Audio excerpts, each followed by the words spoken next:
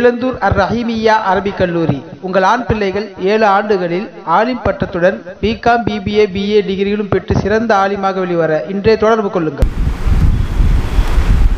நஹ்மதுஹு வ நஸ்தஈனுஹு வ நஸ்தக்ஃபிருஹு வ நு'மினு பிஹி வ நதவக்கலு அலைஹி வ நஊது பில்லாஹி மின் ஷுரூரி அன்ஃபுஸினா வ மின் ஸய்யிஆத்தி அஅமாலினா மன் யஹ்திஹில்லாஹு ஃபலா முضில்ல லஹு வ மன் யுضللஹு ஃபலா ஹாதிய லஹு வ நஷ்ஹது அன் லா இலாஹ இல்லல்லாஹு வஹ்தஹு லா ஷரீக லஹு ونشهد أن سيدنا ونبينا ومولانا محمدا عبده ورسوله أرسله بالحق بشيرا ونذيرا وداعيا إلى الله بإذنه وسراجا منيرا.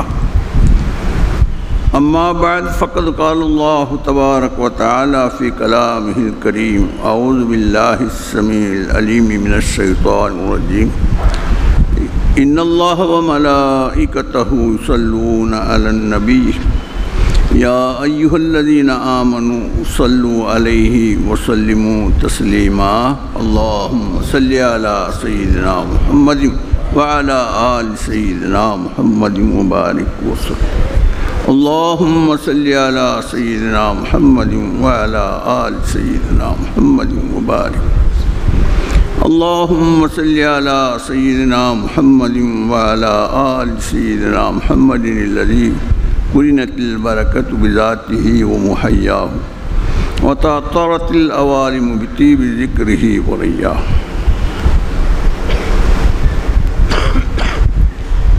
الله جل شانه تعالى மகத்தான பேரருளால்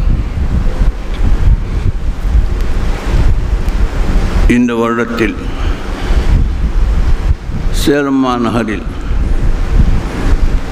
ஆன்மீக மாநாடு என்ற பெயரால் கூட்டப்பட்டு இருக்கக்கூடிய இந்த மாநாட்டிலே நம்மையெல்லாம் ஒன்றிணைக்க செய்து அல்லாஹுக்கும் நமக்குமான தொடர்பை பற்றி கருத்து பரிமாற்றங்களை செய்து அல்லாஹுக்கும் நமக்குமான தொடர்பை உயிரோட்டமுள்ளதாக மாற்றிக்கொள்வதற்கான அருமையான வாய்ப்பை இந்த மாநாட்டின் மூலமாக, இந்த மஜ்லிஸின் மூலமாக அல்லாஹ் ஜல்ல ஷானுஹு தஆலா ஏற்படுத்தி தந்திருக்கிறான்.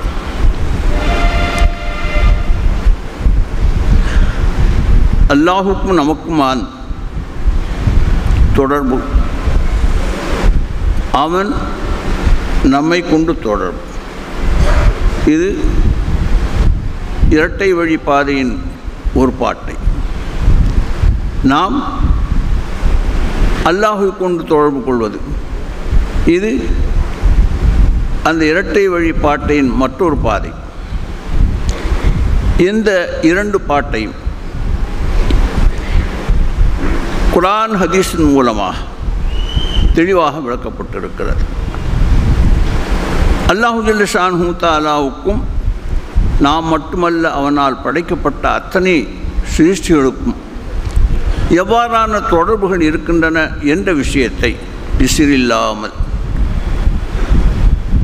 புரிந்து கொள்வதற்கு எவ்விதமான சிரமமும் இல்லாத வகையில் அல்லாஹு ஜல்ல ஷானுஹு தஆலா குர்ஆனிலே பல இடங்களில் தெளிவாக அதை பற்றி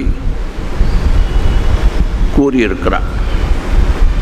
அதுபோன்றே மறுபகுதியான நாம் அல்லாஹுடன் எவ்வாறு தொடர்பை பெற்றிருக்கிறோம் என்ற இந்த விஷயத்தை பற்றியும் குர்ஆனில் அல்லாஹு ஜல்ல ஷானுஹு தஆலா நாம் புரிந்து கொள்வதற்கு இது போன்ற தகவல்களை கூறினால் புரிந்து கொள்ள முடியுமோ அது போன்ற விவரங்களெல்லாம் கூறியே இப்படியெல்லாம் அல்லாஹுடன் நீங்கள் தொடர்பு கொள்ள வேண்டும் என்று அல்லாஹு ஜல்ல ஷானுஹு தஆலா நமக்கு அறிவுறுத்தல் செய்திருக்கிறான். இதில் முதல் பகுதி அல்லாஹ் நம்முடன் எவ்வாறான தொடர்புகளை எல்லாம் கொண்டிருக்கிறான் என்ற விஷயத்தை ஒரு சிறிய அளவுக்கு நாம் தெரிந்து கொள்வது மறுபகுதியை புரிந்து கொள்வதற்கு துணை செய்யும். அல்லாஹ் நம்முடன் எவ்வாறான தொடர்பை கொண்டிருக்கிறான், என்ற இந்த விஷயத்தில் ஆரம்ப புள்ளி ஒவ்வொரு தனி மனிதனையும் வைத்து யோசித்தால் ஒரு 100 வருஷத்துக்கு முன்னால் எவ்வளவு நாம் நம்மை பற்றி எப்படி இருந்தோம் என்று சிந்தனை செய்தால் நம்மால் அதற்கான தடயத்தை காணவே முடியாது, அறிந்து கொள்ளவே முடியாது. நமக்குத்தான் இது தெரியவில்லை என்று சொன்னால் நம்மை பெற்றெடுத்த தந்தை தாய் ஆகிய பெற்றோர்களிடம் கேட்டு ஒரு 100 வருஷத்துக்கு முன்னால் என்னுடைய தந்தையை தாயே நான் எப்படி இருந்தேன் என்று நீங்கள் சொன்னால் நான் தெரிந்து கொள்வேன். உலகத்துக்கு வந்த பின்பு எத்தனையோ விஷயங்களை நீங்கள் எங்களுக்கு சொல்லித்தான் எங்களால் புரிந்து கொள்ள முடிந்தது. தாயின் மடிதான் கல்விச்சாலையின் ஆரம்ப பாடசாலை என்று கூறுவார்கள். அப்படி எதையெல்லாம் உலகத்தில் நாங்கள் தெரிந்து கொண்டோமோ உங்கள் மூலமாகத்தான் சிலதை தாய் கற்றுத்தந்தார்கள், சிலதை தந்தை கற்றுத்தந்தார்கள். இதெல்லாம் ஒரு குறிப்பிட்ட புரிதல் என்ற நிலை வந்த பின்பு நம்மால் அதை அறிந்து கொள்ள முடிந்தது. இப்படிப்பட்ட நிலையில் நம்முடைய தோற்றத்திற்கு 1 வருடத்துக்கு முன்னால், 100 வருடம் என்பது தூரம், ஒரே 1 வருஷத்துக்கு முன்னால் நான் எப்படி இருந்தேன் என்று சொன்னால், அப்பா அதை பற்றி எனக்கு ஒன்றுமே தெரியாது. நாங்கள் 1 வருஷத்துக்கு முன்னால் கல்யாணமே செய்யலை, என் வயிற்றில் ஒரு கரு உருவாகலை, உன்னை பற்றி நான் எப்படி நீ இப்படி இருந்தாய் என்று சொல்வதற்கு என்ன விஷயம், எந்த தடையும் என் கையில் இருக்கிறது, எதையும் நான் சொல்ல முடியாது என்பதாகத்தான் தாய் கையை விரித்து விடுவார். அதற்கு மேல் தந்தையும் அப்படித்தான் சொல்வார். ஆனால் அல்லாஹு ஜல்ல ஷானுஹு தஆலா இதற்கு விடையை தருகிறான். நாம் 100 வருடம் அல்ல, இந்த உலகமே சிருஷ்டிக்கப்படுவதற்கு முன்பதாகவே ஒரு உலகம் இருந்தது என்பதாகும். அந்த உலகத்தில் இந்த உலகம் அழிக்கப்படும் காலம் வரை கடைசி சூர் ஊதக்கூடிய அந்த வினாடிக்கு முன்னால் ஒரே ஒரு வினாடி இருக்கும்போது பிறந்த அந்த குழந்தை வரை எவ்வளவு மனிதர்கள் பிறந்து இருக்கிறார்களோ அவர்கள் அனைவரையும் அல்லாஹு ஜல்ல ஷானுஹு தஆலா தனக்கு முன்னால் முன்னிலைப்படுத்தி அவர்களிடம் சம்பாஷித்ததாக, பேசியதாக மறுக்கப்பட முடியாத குர்ஆனில் அல்லாஹ் இந்த தகவலை தெரிவித்திருக்கிறான். குர்ஆன் அல்லாஹ்வுடைய வேதம் என்பதை மறுக்க வாய்ப்பில்லாத ஆதாரங்களை நபி ஸல்லல்லாஹு அலைஹி வஸல்லம் காலத்தில் தான் குர்ஆன் இறங்கியது. அப்போது இருந்தவர்கள் குர்ஆன் லவ் நஷாஉ லகுல்னா, நாம் நாடுவோமையானால் குர்ஆனை போன்று நாமும் கூறிவிட முடியும் என்று கூறிய அவர்கள் ஆனால் கூற முடியவில்லை. இது விஷயத்தை நான் தெளிவாக பேசினால் அதற்கே இந்த நேரம் பூரா போய்விடும். ஆக நபி ஸல்லல்லாஹு அலைஹி வஸல்லம் காலத்தில் வாழ்ந்தவர்களும் குர்ஆனின் ஒரு சிறிய அத்தியாயத்தை போன்று மனித முயற்சியினால் இதை செய்ய முடியும் என்ற பேச்சுத்தானே, வார்த்தைத்தானே, அதை நாம் ஏன் பேச முடியாது, சொல்ல முடியாது என்று மார்த்தட்டியவர்களெல்லாம் கடைசியில் தங்களுடைய பலகீனத்தை உணர்ந்து தங்களை தாழ்மைப்படுத்தி கொண்ட நிலைத்தான் நபி ஸல்லல்லாஹு அலைஹி வஸல்லம் காலத்தில் நிகழ்ந்தது. இன்றைய காலம் வரை எத்தனையோ வகைகளில் இஸ்லாமையும் குர்ஆனையும் பொய்ப்பிப்பதற்காக வேண்டி என்னென்ன முயற்சிகள் எல்லாம் உலகத்தில் மேற்கொள்ளப்பட்டனவோ அவர்களில் யாரால் முயற்சி செய்யப்பட்டதோ அவர்களில் நம்பர் 1 முயற்சி செய்தவர்கள் யகூதிகள். அவர்களும் எவ்வளவோ முயற்சி செய்து பார்த்து விட்டார்கள் குர்ஆன் இறைவேதம் அல்ல என்று சொல்வதற்காக. ஆனால் அவர்களாலும் இதுவரை அந்த முயற்சியில் வெற்றி பெறவே முடியவில்லை. அப்பேற்பட்ட குர்ஆன் அதில் அல்லாஹு ஜல்ல ஷானுஹு தஆலா இன்றும் சவால் விடுகிறது. லவ் குன்தும், உங்களுக்கு இந்த குர்ஆன் விஷயத்தில் இது அல்லாஹுடைய வேதம் என்ற விஷயத்தில் உங்களுக்கு சந்தேகம் இருந்தால் இப்பொழுது கூட இந்த வினாடி கூட கேள்வியை கேட்கிறது குர்ஆன். ஃபாத்து, கொண்டு வாருங்கள். இந்த முயற்சிக்கு பது சுஹதாக்கும் மின் தூனில்லாஹ், அல்லாஹ் அல்லாத அத்தனை சிருஷ்டிகளையும் உங்களுடைய இந்த முயற்சிக்கு துணையாக ஆக்கிக்கொண்டு முயற்சி செய்யுங்கள் என்று அல்லாஹ்வே குர்ஆனின் மூலமாக சவால் விடுகிறான். அந்த சவாலுக்கு இதுவரை மனித முயற்சியினால் பதில் சொல்ல முடியவில்லை என்பது தான் பிரத்யட்ச உண்மை. அந்த குர்ஆனில் அல்லாஹ் கூறுகிறான், நாம் இருந்தோம் உலகமே தோற்றம் செய்யப்படாத காலத்தில். இருந்தோம் என்பது மட்டுமல்ல, அல்லாஹுக்கும் நமக்கும் நேரடியான தொடர்பு இருந்தது. உலகத்தை பொறுத்து நேரடியான தொடர்பு என்று சொல்வதற்கு எதுவும் இல்லை. அப்படி நாம் புரிந்து கொள்வதற்கு வாய்ப்பட்டு இந்த உலகத்தில் வாழ்ந்து கொண்டிருக்கிறோம். அல்லாஹ் நம்முடன் இருக்கிறான், சிருஷ்டிகளுடன் இருக்கிறான் என்பதை மறுக்க முடியாத அதே நேரத்தில் எப்படி இருக்கிறான் இப்படி இருக்கிறான் என்று சொல்வதற்கு எந்த முகாந்திரமும் இல்லாமல் உலகமே தவித்து கொண்டிருக்கிறது. இறைவா உன்னை தேடுகிறேன், அந்த ஏக்கத்திலே நான் வாடுகிறேன் என்று தான் உலகம் ஏங்கிக் கொண்டு நிற்கிறது. ஆனால் அல்லாஹு ஜல்ல ஷானுஹு தஆலா நேரடியாக கேட்க, அவன் கேட்ட கேள்வியை நாம் காதால் நேரடியாக கேட்க, அத்தோடு மட்டுமல்லாமல் அதற்கு பதிலையும் சொல்லி, அந்த பதிலுக்கு அல்லாஹு ஜல்ல ஷானுஹு தஆலா முத்திரை வைத்து, இது பிற்காலத்தில் மறுக்க வாய்ப்பு இருக்கிறது, ஆகவே நீங்கள் இப்படி சொன்னீர்கள் என்பதை நான் உறுதிப்படுத்துவதற்காக வேண்டி இதை நான் உங்களிடம் வாக்குமூலமாக வாங்கியிருக்கிறேன் என்று சொல்லிவிட்டு பிற காரண காரியங்களை சொல்லி, நாங்கள் உன்னை ரப்பென்று இப்பொழுது அறிந்திருக்கிறோம், துன்யாவுடைய வாழ்க்கையில் உன்னை ரப்பாக ஏற்றுக்கொள்ளாதவர்களுடைய பிள்ளைகளாக பிறந்ததன் காரணமாக அந்த உன்னுடைய ருபூபியத்தை எங்களால் புரிந்து கொள்ள முடியவில்லை என்பதாக ஏதாவது சொல்லி மறுப்பதற்கு நீங்கள் வாய்ப்பு இருக்கிறது என்பதாலே தான் இப்பொழுது நேரடியாக என்னை பார்க்க முடியும், நான் கேட்பதற்கு பதில் சொல்வதற்கான வாய்ப்பு உங்களிடம் இருக்கிறது என்பதன் காரணமாகத்தான் உங்களிடம் நான் கேட்கிறேன் என்ற கேள்வியை கேட்டு பதிலையும் வாங்கி முத்திரை வைத்து விட்டான், சீல் வைத்து விட்டான், மறுக்கவே முடியாது. இப்படி ஒரு தொடர்பு நம்முடைய பெற்றோர்களால் அடையாளம் காண முடியாத அந்த தொடர்பை குர்ஆனிலே அல்லாஹு ஜல்ல ஷானுஹு தஆலா எனக்கும் உங்களுக்கும் தொடர்பு இருந்தது என்பதை தெளிவாக கூறியிருக்கிறான். இதை மறுப்பதென்றால் குர்ஆனையே மறுப்பதாக ஆகிவிடும். குர்ஆன் யார் மீது இறக்கி வைக்கப்பட்டது அந்த முஹம்மது ரசூலுல்லாஹ்வை மறுக்கக்கூடியதாக ஆகிவிடும். 1,24,000 சஹாபாக்களுக்கு மத்தியில் நான் இந்த குர்ஆனையும் அல்லாஹ்வுடைய தீனையும் சரியான முறையில் உங்களிடத்திலும் ஒப்படைத்திருக்கிறேனா இல்லையா என்று கேட்டபோது சஹாபாக்கள் எல்லாம் ஒருமித்த குரலில், யா ரசூலல்லாஹ் கத் அத்தைத அமானா, உங்களின் மூலமாக இந்த அமானிதத்தை எங்கள் வரம் சேர்த்து வைப்பதற்காக அல்லாஹ் உத்தரவு செய்தானோ அதை நிரப்பமாக நீங்கள் நிறைவேற்றி வைத்து விட்டீர்கள் என்பதாக சஹாபாக்கள் எல்லாம் ஒருமித்த குறையில் பதில் கூறியதை முன்வைத்து நபி ஸல்லல்லாஹு அலைஹி வஸல்லம் அவர்கள் அல்லாஹ்வை சாட்சியாக ஆக்குகிறார்கள்.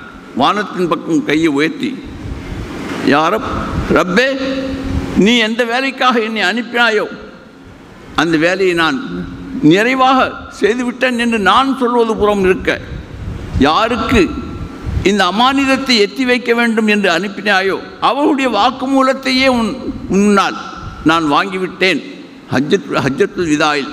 இப்படி கேட்க அவர்கள் பதில் சொன்ன இந்த விஷயத்தை அல்லாஹும் அன்த ஷாஹித், ரப்பே நீ இதற்கு சாட்சியாகிறீர் என்று சாட்சி பெறுவது இதுக்கு சர்வசாதாரண உலகத்தில் நடக்கிறது. பிறர் சாட்சி என்று முதல் ஒன்றை சொல்லிவிட்டு காசு பணத்திற்காக வேறு பல காரணங்களுக்காக வேண்டி சாட்சியை மாற்றி பேசுவது அப்ரூவலாக மாறுவது என்பது போன்ற நிலைகளெல்லாம் உலகத்தில் நடக்கிறது. மனிதர்கள் செய்ய முடியும், அல்லாஹ் அப்படி செய்வானா?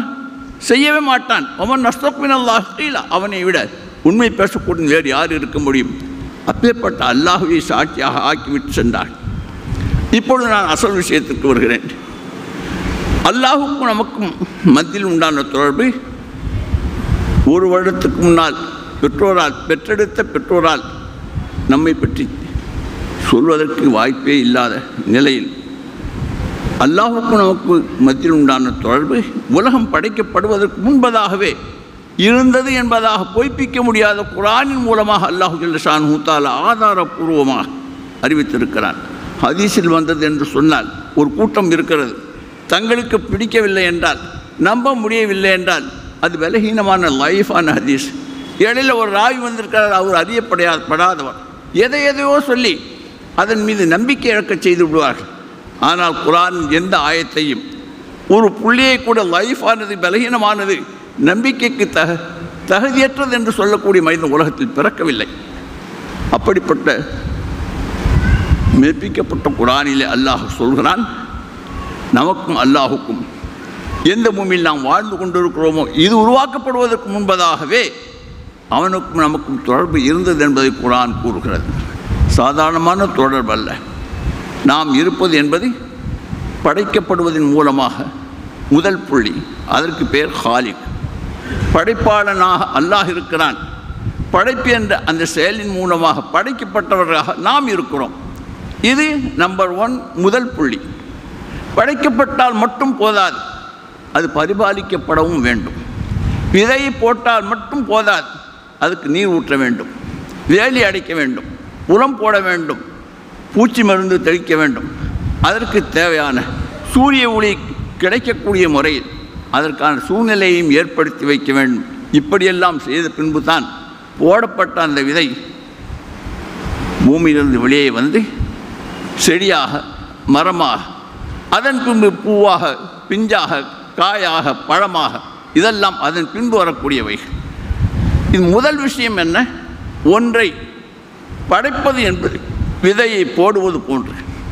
அந்த விதை வளர்க்கப்படுவதற்கு அதன் பின்னாலேயே அதன் தொடர்பையே நேரடியான கண்காணிப்பின் மூலமாக தொடர்பு கொள்வதன் மூலமாகத்தான் வளர்ச்சி கிடைக்கும். இந்த வளர்ச்சியை செய்வதற்கு அரபியில் பெயர், குர்ஆன் பாஷையில் ருபூபியத் என்று பெயர். வளர்க்கக்கூடியவனாக அல்லாஹ் இருக்கிறான்.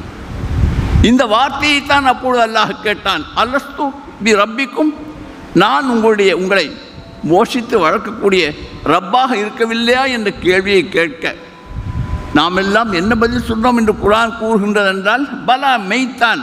நாம் என்று சொன்னால் ஆம் என்றார். பலா என்று சொன்னால் அதில் என்ன சந்தேகம் என்று சொல்லக்கூடிய அளவுக்கு பிரத்யட்ச உணர்வு நம்முடைய உள்ளத்தில் இருந்ததால் அனுபவித்த முறையில் அனுபவித்த வார்த்தையாகத்தான் அதில் என்ன சந்தேகம் என்ற வார்த்தையை பயன்படுத்தினோம். வாங்க சொல்லும்போது இவர் பேசுகிறாருன்னு நினைக்காதுங்க, தீன பேசலாம். இப்படிப்பட்ட தொடர்பு நாம் வாழ்ந்து கொண்டிருக்கக்கூடிய இந்த பூமி படைக்கப்படுவதற்கு முன்பதாகவே அல்லாஹுக்கும் நமக்கும் ஏற்பட்டு விட்டது. அந்த ருபூபியத்துடைய சில்சிலா வளையம் பூமி உண்டாக்கப்பட்டு இதில் பல்வேறு வகையான சிருஷ்டிகள் எல்லாம் படைக்கப்பட்டு கல்கரடுகள், உலோகங்கள், செடி கொடிகள், எறும்பு முதல் யானை வரை உயிரினங்கள், இவைகளெல்லாம் படைக்கப்பட்டு அதன் பின்பு கடைசியாக நாம் படைக்கப்படுகிறோம். நாம் படைக்கப்படுவதற்கு முன்பதாக இந்த உலகம் இருந்தது. அதனால்தான் இன்னி ஜாயிலும் ஃபில் அர்த், நான் பூமியிலே என்னுடைய பிரதிநிதியை ஹலிஃபாவாக ஆக்கப் போகிறேன் என்று சொல்வதற்கு பூமி இருந்ததன் காரணமாகத்தான் அல்லாஹ் சொன்னான். செவ்வாய் கிரகத்திலோ சூரியனிலோ சந்திரனிலோ நான் என்னுடைய கலீஃபாவை ஆக்கப் போகிறேன் என்று சொல்லவில்லை. ஃபில் அர்த், பூமியிலே நான் ஆக்கப் போகிறேன் என்று தான் அல்லாஹ் சொன்னான். ஆகவே இன்று நாம் வாழ்ந்து கொண்டிருக்கக்கூடிய இந்த பூமி அல்லாஹ் ஜல்ல ஷானஹு தஆலாவினால் படைக்கப்படுவதற்கு முன்பதாகவே நாம் படைக்கப்பட்டு விட்டோம். அப்போதிருந்தே வளர்க்கப்பட்டு கொண்டே இருந்தோம். பூமியை படைத்த பின்பு இந்த பூமியில் வாழ்வதற்காக பல்வேறு சிருஷ்டிகள் கொண்டு வரப்பட்டன. கடைசியாக நம்மையும் அல்லாஹ் ஜல்ல ஷானஹு தஆலா இந்த பூமியில் கொண்டு வந்திருக்கிறான். கொண்டு வந்ததற்கு பெயர் ஹாலிக். முதலில் படைத்தது, அதன் பின்பு ருபூபியத் என்ற ஒன்றை நான் சொன்னேன். அந்த படைக்குதல் ருபூபியத் என்பதற்கும் பெற்றோரின் மூலமாக உலகத்திற்கு நாம் வந்தோமே, இந்த ஹாலிக்கியத் ருபூபியத்துக்கும் வித்தியாசம் இருக்கிறது. அது ஆலமே அர்வாஹ், இது ஆலமே அஜ்சாம். ஜட உலகத்தை கொண்டு உண்டான தொடர்பில் உண்டான இந்த உலகத்திற்கு கொண்டு வருவதற்காக அல்லாஹ் ஜல்ல ஷானஹு தஆலா ஒரு ஆணையும் பெண்ணையும் பெற்றோராக தேர்வு செய்து அவர்கள் மூலமாக நம்மை கொண்டு வந்தார். இந்த உலகத்தின் சிஸ்டம் இருக்கிறதே, அது அல்லாஹ் ஜல்ல ஷானஹு தஆலாவுடைய பல்வேறு சிஃபாத்துகள், தன்மைகளை தொடர்புபடுத்தி பார்ப்பதற்காக இந்த உலகத்தை அல்லாஹ் ஜல்ல ஷானஹு தஆலா படைத்தான். இந்த பூமி அல்லாத மற்றவைகளில் இது போன்ற அல்லாஹ்வுடைய தன்மையை வெளிப்படுத்தப்படுவதற்கு இடைநிலைப்படுத்த எந்த வஸ்துவையும் அல்லாஹ் நியமிக்கவில்லை. சூரியனில் ஒளி வருகிறது. சூரியனை படைத்து அதில் ஒளியை வெளிப்படுத்துவதற்கு இடைநிலைப்படுத்த யாரையும் மலக்குகளையும் சம்பந்தப்படுத்தவில்லை, வேறு எந்த கோளையும் சம்பந்தப்படுத்தவில்லை. சந்திரனை படைத்தான். சாந்தமான ஒளி அதிலிருந்து வெளிப்படுகிறது. அது அதிலிருந்து வெளிப்படுத்தப்படுவதற்கு இடைநிலையாக வேறு எதையும் யாரையும் அல்லாஹ் ஏற்படுத்தவில்லை. பூமியை படைத்தான். பூமியை படைப்பதற்கு அல்லாஹ் ஜல்ல ஷானுஹு தஆலா எது போன்ற ஏற்பாடுகளை செய்தான் என்ற இந்த விஷயத்தை ஆய்வு செய்ய முற்பட்டால் அதுக்கு ரொம்ப விஷயங்களை சொல்லணும். ஆக பூமியை படைத்தான். பூமியை படைத்த பின்பு ஒரு ஒளி வேகமான மிக கடுமையான வெளிச்சத்தை வெளிப்படுத்தக்கூடிய சூரியனை போன்றோ சாந்தமான ஒளியை வெளிப்படுத்தக்கூடிய சந்திரனை போன்றோ ஆக்காமல் ஒளி என்ற விஷயத்திற்கு இந்த பூமி சூரியனையும் சந்திரனையும் சார்ந்து நிற்பதற்காக நீ என் மீது ஒளியை சிந்தினால்தான் நான் வெளிச்சமாக காட்சி தருவேன், இல்லாவிட்டால் இருள் படர்ந்து விடும் என்று சந்திரனையும் சூரியனையும் கெஞ்சி நிற்கக்கூடிய முறையில் தான் இந்த பூமியை படைத்தான். ஆனால் இந்த பூமியின் விசேஷம் என்னவென்றால் இதில் இருள் இருக்கிறது என்று சொன்னாலும் கூட பொருள் இருக்கத்தான் செய்கிறது. பொருள் என்ன? ஒன்று இரண்டு பொருள் அல்ல, எண்ணி பார்க்க முடியாத பொருள்கள் அல்லாஹ் பூமியிலே படைத்திருக்கிறார். அதில் கல்கரடு என்ற இனத்தை எடுத்துக்கொண்டால் எண்ணி முடிக்க முடியாது. தாவர வர்க்கங்கள் என்று எடுத்துக்கொண்டால் அதையும் எண்ணி முடிக்க முடியாது. உயிரினங்கள் என்று எடுத்துக்கொண்டால் அதையும் எண்ணி முடிக்க முடியாது. இப்படி எண்ணி முடிக்க முடியாத கோடான கோடி சிறுசுகளை சந்திரனிலோ சூரியனிலோ செவ்வாயிலோ எதிலுமே காண முடியாது. ஆனால் பூமியில் காண முடியும். இருக்கிறது, அது வெளிப்பட்டு காட்சி தருகிறது. அவைகளில் எது போன்ற பலாபலன்கள் வெளிப்படுத்தப்பட வேண்டுமோ அவைகள் அத்தனையும் அதன் மூலமாக வெளிப்படுத்தப்பட்டு கொண்டே இருக்கின்றன. இதெல்லாம் உண்மைத்தான். நாம் பழங்களை சாப்பிடுகிறோம். சப்போட்டா பழம், ஆப்பிள் பழம், மாம்பழம் எல்லாத்தையும் சாப்பிட்றோம். இவைகளெல்லாம் பழம் என்ற ஒன்று நம்முடைய கையில் வருவதற்கு முன்பதாக அந்த பழத்தை மாம்பழத்தை கையில் பிடித்து அந்த மாமர கொப்பிலே அது தொடர்பு கொண்டிருக்கக்கூடிய நெல் செம்பழமாக இருக்கும்போது அந்த மாம்பழத்தை கையில் தொட்டுக்கொண்டே, ஓ மாம்பழமே, நீ எங்கு எப்படி இந்த உலகத்திற்கு வந்தாய் என்று சொன்னால் நான் எதுடன் தொடர்பு கொண்டிருக்கிறோம் அதை கேள் என்று சொல்லும். அந்த கிளையை கேட்டால் மரத்தை கேள் என்று சொல்லும். மரத்தை கேட்டால் வேரை கேள் என்று சொல்லும். வேரை கேட்டால் பூமியை கேள் என்று சொல்லும். பூமியை கேட்டால் எனக்கு தெரியாது கையை வச்சு. இப்பொழுது என்ன முடிவுக்கு நாம் வந்தாக வேண்டும்? யாரோ ஒருவர் இந்த மாமரத்தை பழத்தை உலகத்தில் கொண்டு வந்து அதை தன்னுடைய கலீஃபாவான மனிதன் புசிக்க வேண்டும். என்னுடைய ரஸாக்கியத் உணவளிக்கக்கூடிய தன்மை எவ்வளவு ஸ்பெஷாலிட்டி சிறப்பம்சம் இருக்கிறது. பழம் என்று சொன்னால் ஒரே இனிப்பு, ஒரே வாசனை, ஒரே ஷேப், ஒரே கலர், ஒரே மென்மை, இதெல்லாம் டிஃப்ரெண்ட் டைப். மாம்பழத்தை எடுத்துக்கொண்டால் அதற்கு பல்வேறு, சேலத்து மாம்பழம் என்று படித்தான். மாம்பழத்துக்கு பிரசித்தி பெற்ற இந்த பூமி இப்படியெல்லாம் ஒரு பொருளை அது ஒன்றுதான் என்று சொல்ல முடியாத பல்வேறு டிஃப்ரெண்ட் டைப்பில் அதன் அமைப்புகளும் அதன் ருசியும் மனமும் இப்படியெல்லாம் மாறுபட்ட நிலை எங்கிருந்து வந்தது என்ற கேள்விக்கு அனைத்து தொடர்புகளும் தெரியாது என்று தான் சொல்லும். கடைசியாக அந்த மரமும் வேறும் சேர்ந்து மண்ணை கேளுங்கள் என்று சொன்னால் மண்ணை கேட்டால் அது மண்ணு தான். அதுக்கு பதில் சொல்ல வாய்ப்பே இல்லை. இப்பொழுது அல்லாஹ் சொல்கிறான், நான் இந்த உலகத்தை படைத்தேன்.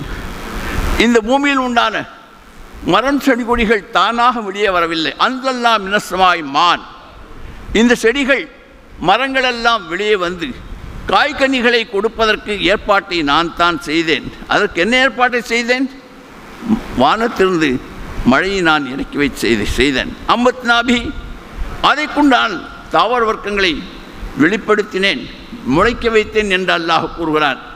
இந்த விஷயங்கள் அனைத்தும் கடைசியலில் எங்கு கொண்டு வந்து நம்மை நிப்பாட்டுகின்றதென்றால், காலிக்கியத் படைக்குதல் என்ற ஒன்றை முதலாக கையை வைத்துவிட்டு அதன் பின்பு நாம் அதை பின்பற்றியே சென்றால் அடுத்த ஸ்டேஜ் வளர்ப்பது என்று ஒன்று அங்கு சம்பந்தப்படுத்தப்படுகிறது.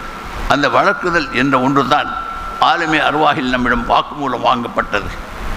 அங்கு அர்வாஹுடைய நிலையில் எது போன்ற வளர்ப்பு நமக்கு தேவையோ அந்த வளர்ப்பு நமக்கு கொடுக்கப்பட்டது என்பதை உணர்ந்து சொன்னோம். இந்த உலகத்தில் நம்மை படைத்தது அல்லாஹுத்தான். உலகத்தில் எதை படைத்தாலும் அல்லாஹு ஜல்ல ஷானுஹு தஆலா அதற்கு இடைநிலைப்படுத்தக்கூடிய ஒரு சிஸ்டத்தை இந்த உலகத்தின் மூலமாக உலகத்தின் அமைப்பிலே அல்லாஹ் வெளிப்படுத்துகிறார். இந்த அமைப்பை வைத்து நாம் ஏமாந்து போய் நிற்கிறோம். இந்த அமைப்பும் அல்லாஹ்வினால் ஏற்படுத்தப்பட்டது தான். இந்த உலகத்தில் எந்த பொருள் தோன்றினாலும் சூரியன் தோன்றுவதற்கு சந்திரன் தோன்றுவதற்கு பெற்றோர்கள் என்று யாரும் இல்லை. அதிலும் நான் வெளிச்சத்தை வெளிப்படுத்துவதற்காக வேண்டி யாரும் தூண்டுதல் செய்வதில்லை.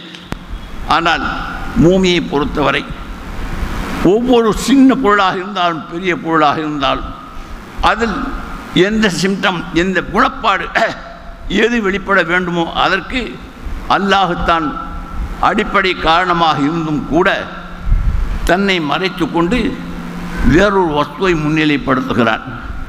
படுத்தி மற்றது நாம் வளர்க்கப்படுவதற்கு காரணமாக இருந்தாலும் கூட அந்த பொருள் தானாக உங்களை வளர்க்கவில்லை என்பதை புரிந்து கொள்ளக்கூடிய புத்தியை நமக்கு தந்திருக்கு. இதுதான் பெரிய முக்கியமான விஷயம். என்னை வளர்ப்பது யார் என்று நாயை கேட்டால் எஜமான் என்று வாலை ஆட்டி சொல்லும், யானையை கேட்டால் பாகன் என்று சொல்லும், மனிதனை கேட்டால் அதே வார்த்தையை கடை வியாபாரம் விவசாயம் இதை சொன்னால் இந்த ஆட்டுக்கும் மாட்டுக்கும் யானைக்கும் மனிதனுக்கும் வித்தியாசம் இல்லாமல் போய்விடும். மனிதன் என்ன சொல்வான், இந்த வியாபாரம் எனக்கு வாழ்வை தருகிறது, நான் வாழ்வதற்கும் என் குடும்பத்தை வாழ்விப்பதற்கும் வியாபாரம் செய்து வரக்கூடிய லாபத்தை கொண்டு உணவுப் பொருள்களை வாங்கி தருகிறேன், அது ரூபியத்தின் ஒரு பங்கு. ஆடைகளை வாங்கி தருகிறேன், ரூபியத்தின் மற்றொரு பங்கு. வீட்டை கட்டி சுகமாக வாழ வைக்கிறேன், இதுவும் ரூபியத்தினுடைய பங்கு. வாழ்க்கையின் அனைத்து தொடர்புகள் எதெல்லாம் பயன்பாட்டு பொருள்களாக நம்மால் அனுபவிக்க முடிகின்றனவோ அவைகள் அனைத்தும் ரூபியத் என்ற தலைப்பின் கீழ் இடம்பெறக்கூடிய விஷயங்கள் தான். இப்படி உலகத்தில் அல்லாஹ் ஜல்ல ஷானுஹு தஆலா தான் நம்மை படைத்தான் பெற்றோர்களை கொண்டு, வாழ வைக்கிறான் பொருள்களை கொண்டு. பொருள்கள் என்ற ஒன்றிலே உணவு முதல் ஸ்தானத்தில் இருக்கிறது. தானாக எதுவும் முளைப்பதில்லை. முளைப்பதற்கு நீர் ஊற்ற வேண்டுமே அல்லவா? நீர் எங்கிருந்து வருகிறது? வானத்திலிருந்து பொழிய வைப்பதன் காரணமாகத்தான் பூமிக்கு நீர் கிடைக்கிறது. அன்சல்னா பிகதரின், எந்த அளவுக்கு எங்கு நாம் பெய்ய வைக்க வேண்டுமோ அந்த அளவுக்கு நாம் வானத்திலிருந்து மழையை பொழிய வைக்கிறோம். அதன் பின்பு நான் குசுல்லால், எந்த அளவுக்கு பூமியிலே எந்த இடத்தில் அது சேகரம் செய்து வைக்கப்பட வேண்டுமோ அந்த அளவிற்கு அதை பூமிக்கு உள்ளால் தண்ணீர் உள்ளே சென்று மறைந்து போய்விடக்கூடாது என்பதற்காக வேண்டி அதை தடுத்து வைத்து அதை பாதுகாத்து ஒரு குறிப்பிட்ட இடத்திலே அதை நாம் தேக்கி வைக்கிறோம்.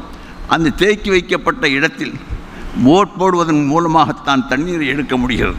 அல்லாஹ் அந்த இடத்தில் தண்ணீரை தேக்கி வைக்காவிட்டால் நீங்கள் 1000 அடி போனாலும் தண்ணி ஒரு சொட்டு கிடைக்காது.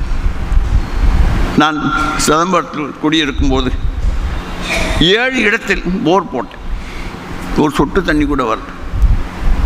அதற்கு பின்பு ஒரு இடத்தில் அந்த தண்ணீரை பார்த்து சொல்லக்கூடிய சில நுட்பங்கள் தெரிந்த ஒரு பெரியார், அவர் பேர் அஹமது பஷீர் என்று, அவர் பேசிக்கொண்டு மஸ்ஜிது முத்தவல்லி அவரிடம் பேசிக்கொண்டு இருக்கும்போது போர் போடுவதற்காக வேண்டி 2 நாளாக போர் போடக்கூடியவங்க வந்து போர் போட்டுக்கிட்டு இருக்காங்க, தண்ணியே கிடைக்கல. முதல்ல சொல்ல மாட்டேன்ட்டுங்களே, நாளைக்கு காலையில் நான் வர்றேன், தண்ணி எங்கே இருக்குதுன்னு சொல்கிறேன். என்ன தண்ணி எங்கே இருக்குதுன்னு நீங்கள் யாரும் அல்லாவா நீங்கள் சொல்கிறதுக்கு? அல்லது சுலைமான் அலைஹிஸ்ஸலாம் அவர்களுடைய ஹுதுஹுது பறவையா? நான் சொல்கிறேங்க. எப்படி உங்களுக்கு தண்ணி இருக்கக்கூடிய இடம் கண்ணால் பார்த்து சொல்லக்கூடிய வஸ்து அல்ல, அதை இப்போ நீங்கள் மறுக்கிறதுக்கு வாய்ப்பு இருக்குது. நான் ப்ராக்டிக்கலாக அதை செஞ்சு காட்டுறேன், அதுக்கு பின்னால் அதை நீங்கள் ஏற்றுக்குவாங்க. சரி வாங்க. மறுநாள் சுகு தொழுதுட்டு வந்தார்.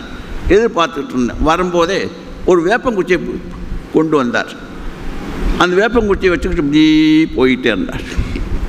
குறிப்பிட்ட இடம் வந்தோடனே அந்த வேப்பங்குச்சி அப்படியே திருவுது. ஏங்க போட்டு வேப்பங்குச்சியை திருவுறங்க? நான் திருவுரு தானாக திருவுருந்தார். நான் நம்பவே முடியாது, எப்படி தானாக தீருவோம்? வேப்பங்குச்சிக்கு புத்தி இல்லையே தானா? நான் ஒரு பக்கம் பிடிச்சிக்க, நீங்கள் ஒரு பக்கம் பிடிங்கன்றார்.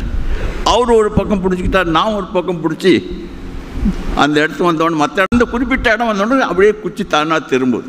எனக்கு அதிர்ச்சியாக போச்சு. சுப்ஹானல்லாஹ், என்ன ஆச்சரியம்! இந்த முறை, இந்த இல்ம், தண்ணீர் கண்ணால் பார்க்க வாய்ப்பற்ற இடத்தில் தண்ணீர் இருப்பதை ஒரு ஹுதுஹுது பறவையை கொண்டு சுலைமான் அலைஹிஸ்ஸலாம் அவர்கள் பெற்றார்கள். முஹம்மது ரசூலுல்லாஹ்வுடைய உம்மத்துக்கு அல்லாஹு ஜல்ல ஷானுஹு தஆலா அவருடைய கையில் இருக்கக்கூடிய காந்த சக்தி ஒரு பசுமையான குச்சியின் தொடர்பால் தெரிந்து கொள்ள முடிகின்றது. என்னுடைய அன்பான முரீத் மர்ஹூம் சிபுல்லா ஹாஜார் அவர்களுடைய லாத்திலே ஒரு சிறப்பை வைத்திருந்தான்.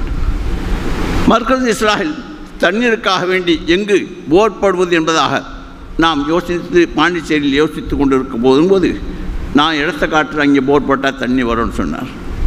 நான் முதல்ல இப்போ நம்ம அறிஞ்சிருக்கோமே இல்லையா, அது வேப்பங்குச்சி வச்சு தான் இவரும் செய்வார்னு நினச்சிட்டு தான் வந்த உடனே ஒரு தேங்காய் கொண்டு வந்தார்.